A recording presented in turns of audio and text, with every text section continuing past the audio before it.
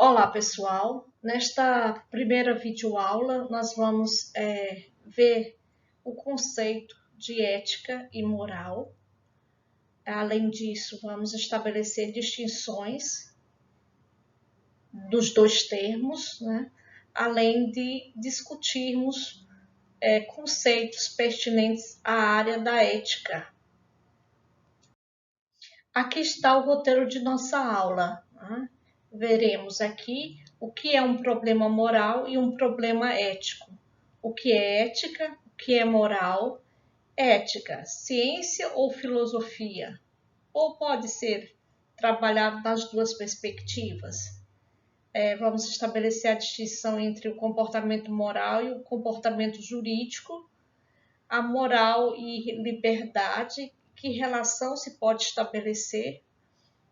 Liberdade e responsabilidade e virtudes e vícios. Antes da gente ver o conceito de ética e moral, vamos aqui estabelecer algumas compreensões iniciais, né? Todos os dias nos deparamos com situações de índole moral. Que situações são essas? São escolhas que os sujeitos geralmente fazem no cotidiano, né? Sobre as coisas boas ou ruins, certas ou erradas, né?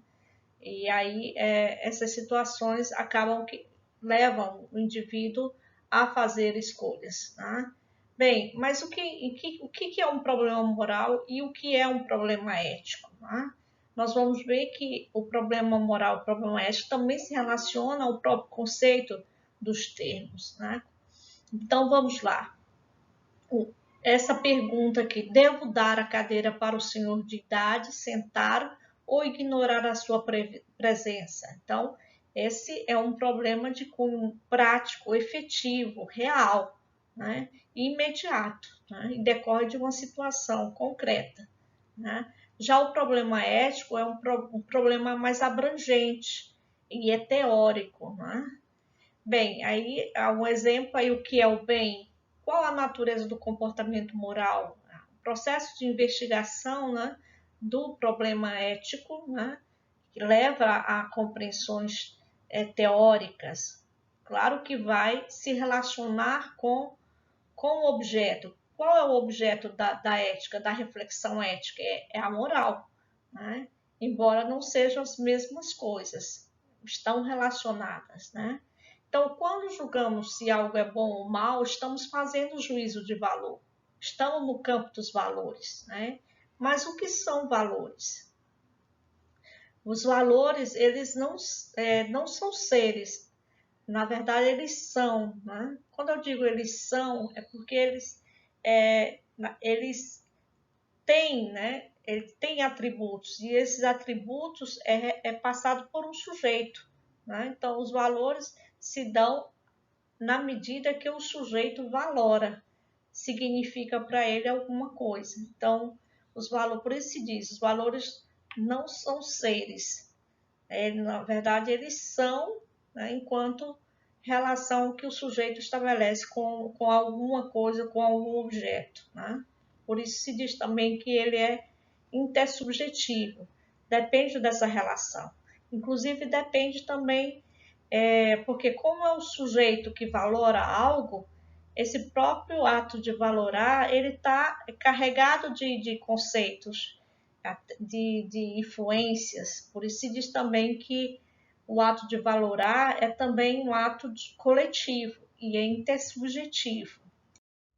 Então, vimos que problema ético e problema moral são coisas distintas, embora se relacionem. Da mesma forma, os termos, ao conceituarmos tecnicamente, eles vão ser diferentes, né? Então, o que é ética? É a reflexão sobre o comportamento moral, né? E o que é a moral? A moral é propriamente a ação efetiva, né? O modo de agir, o sujeito age efetivamente acerca de uma situação deliberando, escolhendo entre a coisa boa ou a coisa ruim, né? Bem, falar de ética, nós podemos trabalhar ela na ciência, né, pelo método científico, como também podemos trabalhar do ponto de vista filosófico. Inclusive, ela é muito concebida, é território a ética da filosofia, mas é possível também trabalhar, investigar cientificamente. Tá? E aí há relações entre filosofia e ciência, à medida que, quando a filosofia se aproxima, né, dos estudos realizados pela ciência, isso possibilita, né, ela deixar, né, aquela ideia de ser meramente especulativa, né? Quando ela se baseia apenas em teorias, né, para, digamos assim, refletir, né, apontar fundamentos, ela acaba por ser especulativa. Portanto, o Vasquez ele vai estabelecer e vai dizer que essa relação é importante entre filosofia e ciência. Bem, mas se nós formos pegar os termos, né, ética e moral do ponto de vista etimológico, o seu sentido vai nos apontar algo análogo, né, como se fossem sinônimas, palavras sinônimas, que corriqueiramente são utilizadas, né, como termos sinônimos. Mas qual é o sentido etimológico? Moral vem de more, ou mores, que significa costume ou costumes, né? Que é algo que adquirido, né?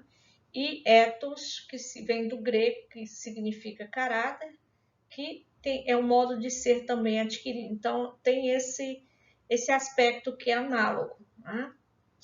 Bem, ao falar de moral, né, estamos falando de ação, um indivíduo que age. Quando ele age fazendo escolhas, esse ato tem uma consequência, que muitas vezes as pessoas só olham para o resultado. No entanto, nós tem uma estrutura, né? Tem um motivo, tem intenção ou fim, né? Tem a decisão pessoal, tem um emprego de meios adequados, né? Tem o resultado e tem consequências. Né? Consequências que podem ser para o outro, apenas uma pessoa, para várias pessoas, e pode ter uma repercussão, uma consequência muito maior, pode atingir muito mais outras pessoas. Né? Então, a estrutura do ato moral é uma coisa que é importante observá-la. Então, algumas distinções vamos fazer entre o comportamento moral e o comportamento jurídico. Tá? Bem, as semelhanças. Ambas regulamentam as relações dos homens por meio da norma. Então, essa norma, ela visa a coesão, né, social. Né? Regular as relações. Né? Elas são imperativas, são obrigatórias, né? E têm um caráter histórico. Elas sofrem transformações, né, ao longo da história. As diferenças, uma, né, é necessária a convicção íntima, no caso da moral, e a outra não exige essa convicção íntima, necessariamente ela deve ser cumprida, porque é uma exigência do Estado. Né? A forma de coação é diferente, uma é mais pela própria consciência, a outra não, né? Tem uma série de implicações, né? Uma é codificada oficialmente e a outra não. Uma é mais ampla, no caso a moral está espraiada nas relações, e a outra não, é mais restrita, né? Por quê? Porque o Estado ele regulamenta aspectos da vida humana, né? Então ela é mais restrita.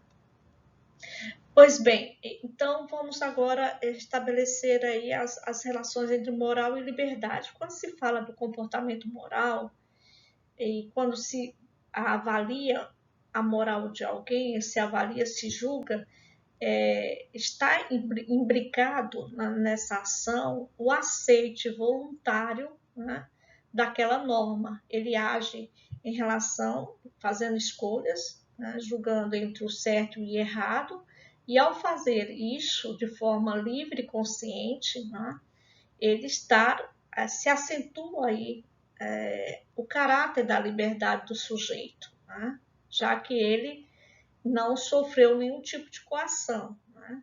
Bem, à medida que isso ocorre, né, há responsabilidade assumida no ato, né? E algumas questões sobre isso. O ser humano, afinal, ele é realmente livre? Algumas teses foram formuladas em que apontam, né, um caráter. Alguns acham que o ser humano é tão determinado que ele não pode ser responsabilizado moralmente, né, que é o determinismo absoluto, que ele é incapaz de sair desses condicionamentos, portanto, ele não pode ser responsável moralmente. Uma outra via, uma outra tese já diz que, apesar dos determinismos, o eu se autodetermina e é capaz, né, de ser livre. E uma terceira, que é uma junção, considera-se os condicionamentos, mas essa relação entre determinismo e liberdade é algo dialético, né? Ou seja, à medida que o indivíduo tem consciência e aprende a lidar com os determinismos, ele é capaz de ser mais livre e mais consciente, né? Bem, em relação à questão das virtudes e dos vícios, né? Porque quando a gente fala de comportamento moral, a gente fala também, se falamos de coisas certas e erradas, de coisas boas ou coisas maus, então estão diretamente relacionadas também ao termo, né? As virtudes têm a ver com a prática do bem, né? Com aquilo que qualifica a ação humana, né? Tipo a polidez, né? A lealdade, a prudência, né? São virtudes, e os vícios são as práticas do mal, né? Ou seja, aquelas ações que o homem realiza com uma certa, digamos assim, uma certa liberdade, sem responsabilidade, né? Então, tem a ver com violência, tem a ver com a deslealdade, né? E por aí vai. Todos esses conceitos que nós vimos nesta nossa primeira aula são bases, né, para a compreensão dos passos seguintes, das aulas seguintes, tá?